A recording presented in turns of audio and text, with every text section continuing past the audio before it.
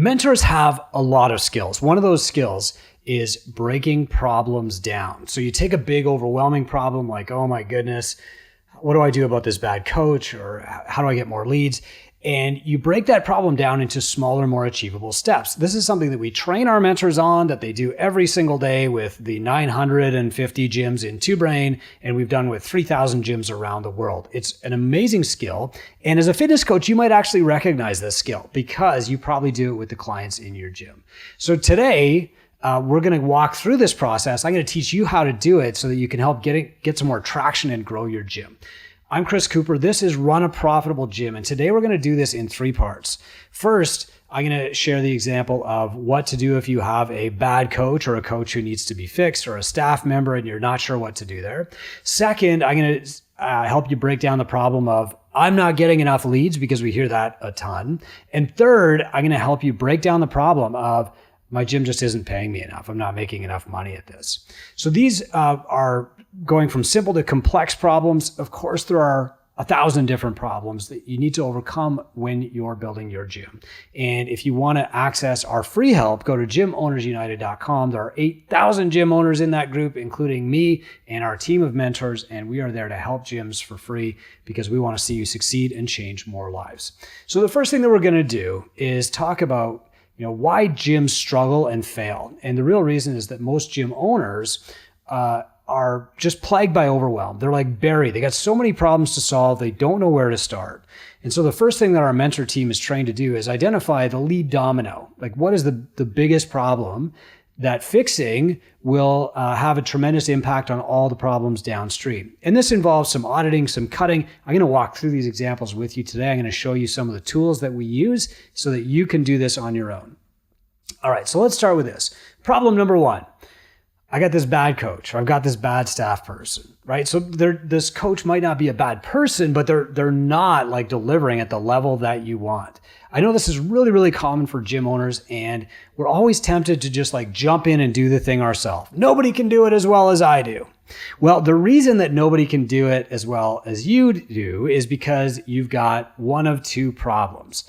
Either you've got a process problem or you've got a people problem. So what I've done here is drawn 2 axes. The x-axis is the person. Are they the problem? And the y-axis is the process. Is the process the problem? Do they not know what to do? So let's talk about like how to determine whether you have a process or a people problem. So I live by this adage: never attribute to malice that which is adequately explained by ignorance. In most cases, it's not that the person is doing a bad job or they're lazy or they're Gen Z or whatever. It's that they don't actually know what to do, right? All the instructions are up here and they can't read our mind. So if you're saying something like this, my staff never cleans up before they go home, our front office is a pigsty, or nobody on my team returns calls or emails quickly enough, or even nobody cares except for me. If you struggle to get consistent action from your staff with excellence, then the first probable cause is your process. Let's try and solve that first. And the second probable cause is your people. So here's some questions that I want you to ask, because we're going to break this problem down and identify the solution. So if anybody on my staff is failing to perform at the highest level, then I first assume it's my fault. Okay. The process isn't clear enough. And so I ask myself, have I told them exactly what to do and exactly how to do it? So as founders, we frequently assume that everybody knows that we do, right? We project knowledge onto them, but that's not the case. Nobody knows how to write a good quote or do a good Instagram post until we tell them. They don't have that experience. And often our instructions are just way too complex, or maybe they're too vague, like, hey, clean up before you go home. Well, nobody knows what that means because their definition of clean is different from your definition of clean. I once had this cleaner named Sean. And his checklist said, mop the floors. And so he did, but he didn't use any soap to mop the floors because I didn't write, pour a cup of soap in the mop bucket before you mop the floors. He just didn't know any better. So the dirty floors were actually my fault, right? Sean was just following my poor directions. So you just have to understand, like, if you don't write it down, it doesn't exist. And you might think like, well, everybody knows that, but you can't assume that anybody knows anything. Here's the second question that might indicate to you that you've got a process problem and not a people problem. If I've told the staff clearly how to do the job and they're not meeting the expectations, then the question that I ask myself is, have I shown them what perfect means? Do they know what a 10 out of 10 is? Like, is their definition of clean the same as mine? Do they know what a perfect class looks like? Do they know what a 10 out of 10 personal training session is?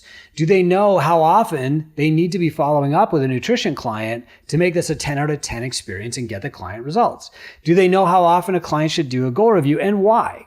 Okay, so my definition of clean is different from your definition. To my kids, clean means tidy, right? To my wife, clean usually involves bleach and rubber gloves. But to me, on time means 15 minutes early. That's how I was raised. Maybe that's how you were raised. But to a teenager, on time means 2 minutes after 9.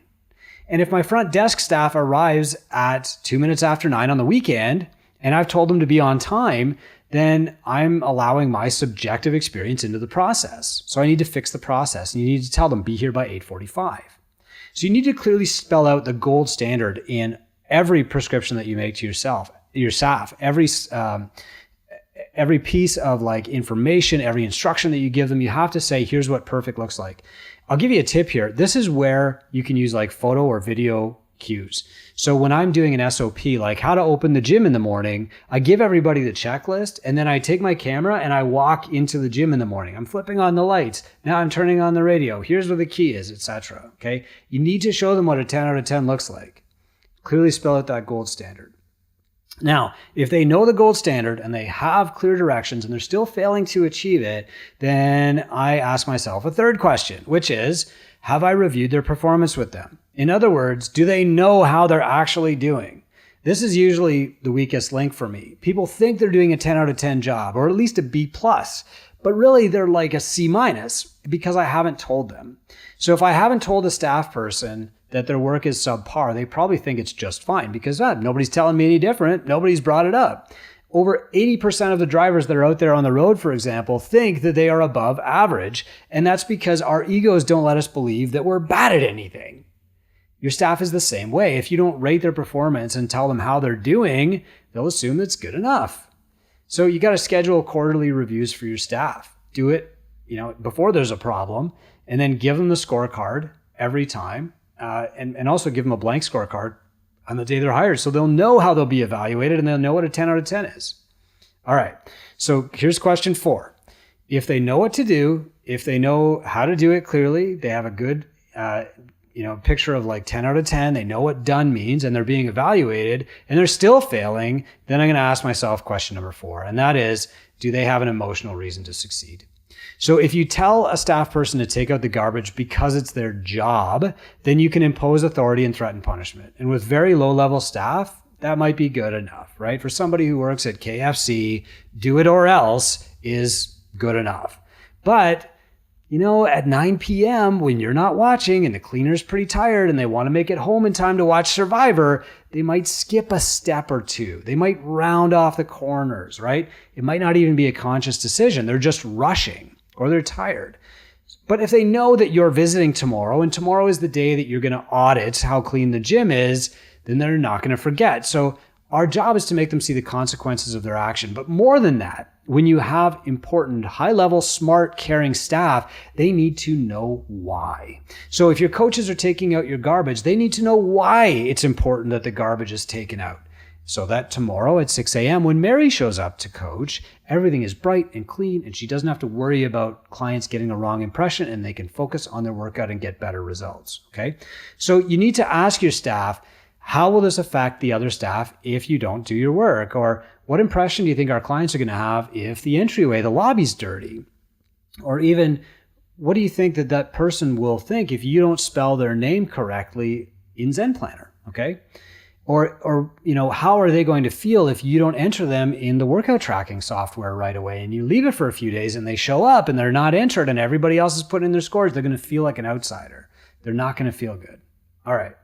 So now the other option here is that you've got the wrong person doing the wrong job. All right. Now, if you're trying to hurriedly write down these questions, don't worry. I'm going to have them in a blog post for you later this week. So it could be that, you've got the right person after all, right? And you just don't have a good process for them, which means that they're going to fail and it's going to be your fault. So that's this square. If you've got a tight process and you've got the right person, they're going to be a 10 out of 10. There's no problem to solve. Okay. They're up here. However, what happens if you've got like the wrong person, and how do you know? Well, I'm going to ask myself another few questions. So first question is like, do they have a clear view of their future in the company? Right? Is there a future for them? Have they run out of future? Do they think like, well, this is the highest level I'm ever going to achieve here? Do they see how being good in their current role will affect their opportunities later? Do they even have opportunities later? Do they think that they're going to be like stuck mopping the floors for life and being the backup coach? Or do they know that eventually you're going to try and get them up to at least a part-time role or a full-time role as like a lead coach? Do they know that there's a GM position available down the track, or an admin? Or do they know that there might be a head coach? Or do they know that someday maybe you might even open a second gym? Now, I will caution you, don't make big promises until like they're imminent. Okay. Like, hey, if you do a good job here, someday we're going to open up our own gym. And, 3 years down the track, they're going to feel misled if you don't do that. Okay. So the first question is, do they have a clear view of their future in the company? Second question, does their future position depend on success in this position? So, you might hire somebody because they're going to be a good manager and they've got managerial skills, but the only work you've got for them right now is coaching, and they're a crummy coach. Do they have to be a good coach to be promoted to manager later? I don't know. Or maybe it's the inverse. Like, you hire them to be an admin because you don't have any coaching work for them.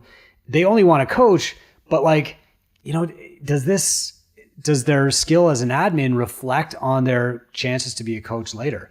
Where this comes up a lot is you hire somebody for a specialty program, like you hire them to be your kids coach, and really they want to be a group class coach. So at first they're doing a good job being a kids coach, but then eventually they're like, well, I don't know, maybe I'll get the class coach for adults job anyway. Does this job that they're doing reflect on their chances to get that higher level job later? You got to ask yourself that, and you have to make it clear to them whether it does or does not. And so here's my third question. This is the highest one of all. Will this person be part of the team that takes us to the next level? So if I've got somebody and they're kind of a C+ player and I'm keeping them on staff anyway because, well, they fill a hole, or they've got a few clients who really like them, or like nobody else wants to coach at 6 a.m. The question that I ask myself is this person part of the team that can take us to the next level or not, right? Because the people who got you here to this level might not be the same people who got you to that level. That's a very tough question to ask yourself. It's true of your staff, but that's also true of you. Like, are you the person that can take this company to the next level yet? In many cases, that's the biggest holdup. And that's where a mentor, in many cases, has to spend a lot of time. So after they've broken down this problem and solved the staff problem, they might realize like the biggest roadblock to the gym's growth is the entrepreneur. And they might take the approach of fix the entrepreneur, fix the business.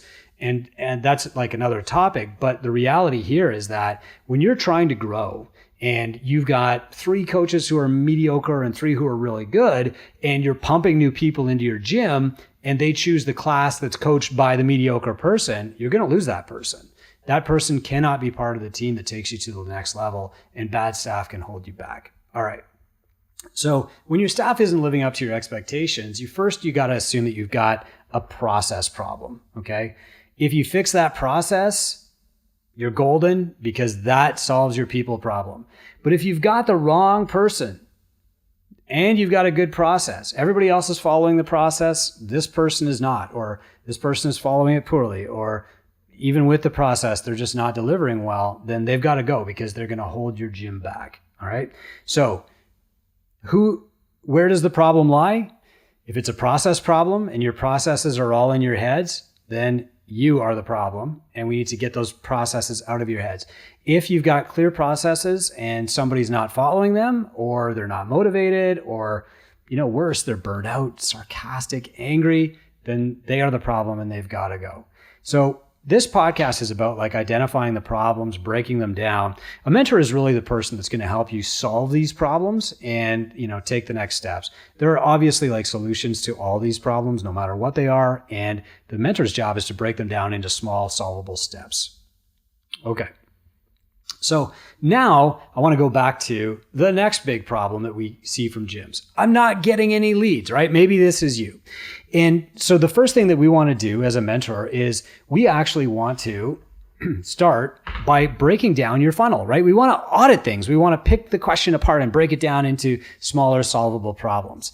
When a lot of gym owners say, I'm not getting enough leads, what they mean is that they're not getting enough people sign up. So we're going to actually audit the entire funnel. Now, if you're very familiar with marketing and you know that like leads are the problem, then we can break that down even more, right? Like where are the leads coming from? Why are they not converting? How do we ramp up leads? Okay. For today, because the vast majority of people who say that they're not getting enough leads are confused about like what a lead actually means. We're going to break that down and audit your funnel. But I think this is going to be valuable no matter who you are. So in Two Brain Business, we help gym owners build 4 different funnels. One of those funnels is ads. Not everybody runs ads, but most gyms should be running some kind of ads in the background. The most important thing though is that you have marketing funnels in place, and you can use this same audit on any of your funnels and all of them, okay? Because it's important. The stages don't really change. What changes is where your clients are coming from, okay? So 4 funnels, ads are one funnel. Here's how you audit your ads. All right. So first off, we have to know, like, are you running ads and are you running them at a minimum level? Okay. At least like $5 a day. You have to be running them at a minimum level so that the algorithm can learn and keep getting better, and you're getting enough leads coming into your funnel that the pixel sees who they are and can retarget. All right. The other thing too is like, if you're putting out one ad, trying it, putting $50 behind it, you're not really running ads. Ads are a science, not an art. You know, back in the old days, the marketing department was the art department. They would design a beautiful billboard and they'd put it up, and, you know, it would work or not, and nobody could measure. Now it's a science. So now you build 3 ads, you run them all for 30 days. You take the one that's performing best and you double down on that one, and you keep that one running while you test different stuff off to the side. And, you know, you take a bullets before cannonballs approach. You spend a little bit on ads until they prove that they're working, and then you fire the cannonball and you go all in on those ads. So the $5 a day minimum is a good level to test ads at. Once they're working though, you might want to invest more, because then you've got a machine that really works.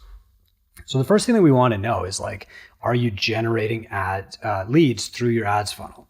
This is, again, not the only way to generate leads, but this is, you know, how you would audit all of your marketing. The next thing that you want to see is, like, down the funnel, what happens to those leads? Okay. So I've got contact form here, but really the point is, do you have a website that converts leads? Okay. Like somebody coming from Facebook or your content or your email list, anyway, whatever, into appointments. Okay. Are they booking an NSI from your website? A lot of people will say, I'm not getting enough leads, when really they're getting leads from Facebook, but those leads don't go anywhere. They can't move down the funnel. You know, so think about this as like Facebook and this as your site. You know, the lead hits your site, but they don't know how to book an appointment. So they don't go anywhere. You know, or maybe your site just sucks. The point though is that, like I said, you know, ads are a science. That site should have a pixel on it that knows who's coming there. And then that pixel informs like how you set up your next Facebook ads. If this is Greek to you, don't worry, our mentors will teach you exactly how to do it in our program. So the site needs to convert people from, hey, I'm interested, I clicked a link on Facebook, to I'm going to book an appointment now. Okay. So that NSI is going to be the bottom of your funnel. That's a no sweat intro. That's your sales appointment. What happens between them booking an appointment and then showing up for the appointment is called lead nurture. Okay. So they're on your website, they click a link, book an appointment. They're like, yeah, I'm interested. Okay. Click, they book the appointment.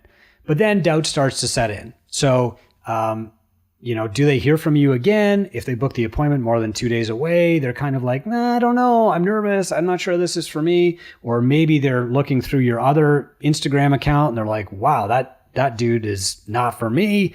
You know, he's not talking about fitness. He's talking about politics for some reason, or like weird football references. I don't know. This gym is not for me. I'm out.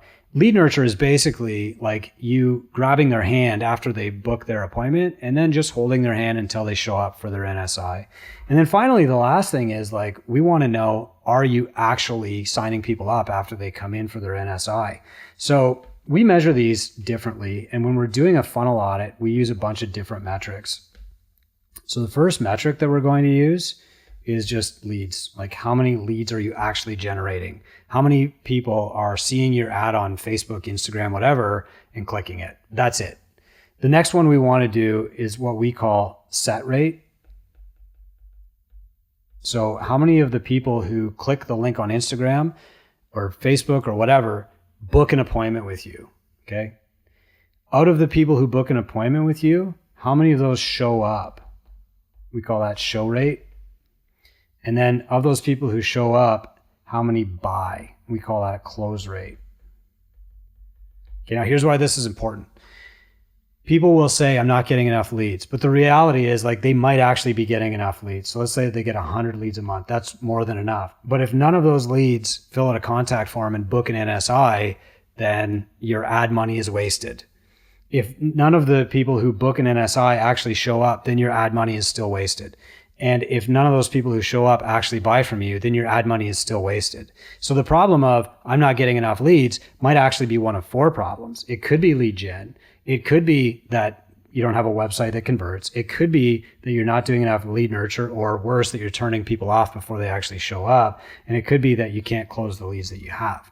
So then what we're going to do as a mentor is we're going to look at your metrics, and we've got industry averages. Here's the average. We got 2 brain averages, which are even better. We want to find out where you are at each metric and say, let's improve that. So for example, if you're getting good leads and you've got a website with a good contact form and you've got a good show rate, most of the people who book an appointment actually show up, but your close rate is like 1 out of 10, then your mentor is going to help you improve that close rate first, because everything else is working. It's just, you've got like a plugged funnel right here. So let's fix that. If though, your close rate's good, your lead nurture seems to be good, 6 out of 10 show up, 8 out of 10 show up, you've got a good lead converting website, great, there's a certain metric for that. Then we're going to look at your ads. And if we need to improve your ads, then we're going to look at your ad copy. Maybe it needs a refresh. Here's what's working in other markets. Maybe we need to, increase your ad spend. That happens sometimes, right? Maybe we need to narrow your parameters. Maybe we need to fix your pixel so that you're retargeting the right people. Maybe you need a different type of ad. But that now you know what to do, and you've broken the problem down, and it's not just this big messy morass of overwhelm anymore. So, you could do this same test for referrals. That's another funnel that we teach is referrals. Okay. So you could do a referral funnel. We have one for organic social media content. We have one for big content like blog and YouTube and podcasts. And you can audit all of those and say why am I not getting leads? But you're no longer just left in the dark or wondering why am I not getting leads? Oh my goodness. And you're no longer tempted to go out and hire that agency that's promising you 100 free leads on Facebook or whatever, because now you know how to solve your own problems and how to take the steps to resolve them. The specifics, how do I get more leads? What copy should I change to? We resolve that in our mentorship program. We've got a massive toolkit of plug and play tools that you would use for all those. Right now, you're figuring out what play should I call? Okay. Now, the last question that I want to bring up today, because we do get this a lot, is I'm just not making enough money. And this is the meta problem, right? And you need to break that down too. So today, what we're going to actually do is I'm going to show you an annual plan example. I'm going to show you what we do every single year. So when people come into our mentorship program, my first goal, honestly, is to increase their client value and to make them some money. I want them to get a really quick ROI so that they've got a bright spot and they've got some energy and some momentum. So the first thing we're going to do is give them a bit of a catalyst, a little boost. The next thing that we're going to do is remove roadblocks. What is actually stopping you? And part of that plan is to actually set some goals and work backward from those goals to make a plan. So the first thing that you need to do if you're not making enough money is set a goal. Like, how much money do you need to make, right? Let's be really, really clear about that.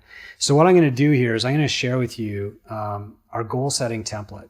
Now, this is something that we use inside TwoBrain. We don't publish this publicly, but you're going to get to see it, and you can either build your own, or when we do a goal setting webinar in Gym Owners United, you can work through that with me. So when we're working through this is done step by step with a mentor, because spreadsheets are daunting. A lot of people get overwhelmed. A few of us love spreadsheets, but most people, they do not want to spend hours figuring them out. So we're going to do an exercise called your perfect day. And I want you to close your eyes and imagine like you're having the best day of your life, right? What time do you get up? What's the first thing that you do? How much do you work at your gym, etc.? Then we're going to clearly think like what kind of income is necessary to support that lifestyle that you're having on your perfect day. Every time you do this exercise, every year you'll get better and better and you'll refine the numbers. But for most people, they'll say that like $100,000 per year income, that will supply their perfect day. It might be more if you're in Manhattan. It might be less if you're in Sault Ste. Marie, where I am, right? Like the average household income here is now about $78,000. That's an amazing income here. That's not for everybody. We want you to set your goal, not my goal.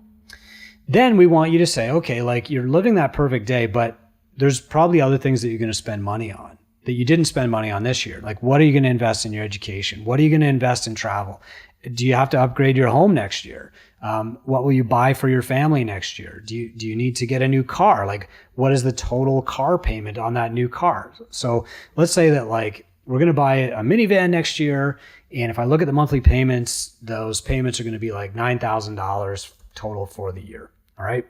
Then what we're going to do, will I donate money? I do at my level, but if you're not making $100,000 a year yet, focus on your income before you worry about like donations and investments. All right.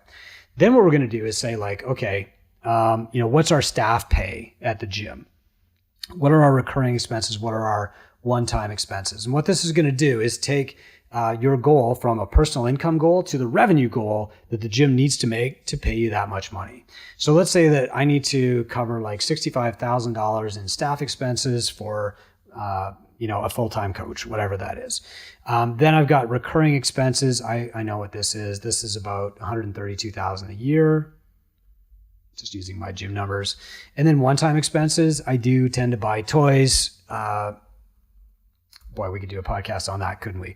And so now what we've got here is this total of, I need to do $316,000 in gross revenue per year. Now, these numbers are high. I'm going through this really quickly, but you can see that's my revenue goal for the month, $26,333. The next thing that I'm going to do is get really specific. Like, where's that money coming from? So what percentage of my revenue comes from group classes? For me, that's only about 25%. You can say it's more. What percentage of my revenue comes from private or semi-private? That's a lot more. That's actually like 55% of our rev. What percentage of our revenue comes from nutrition coaching? That's pretty low. That's about 10%, still better than the average. And what percentage comes from other? Okay, so competitions, online training, there you go. It's 100%. So now what I've got is I've got specific goals for each thing. Group classes. I know that I need to make $6,500 in revenue from group classes. Piece of cake. Like, we're way above that. Next, I need to make $14,000 from personal training. Okay, we need to bring that up a little bit, right? So you can already see how working through this is getting me a lot of clarity. Oh, how are we going to make that much from personal training with the staff that we have? Maybe we need to look at semi-private, etc. All right. Then I can say like, all right, we can break this down into monthly targets. So here's the monthly targets, and this is just automatically carried forward from setting goals.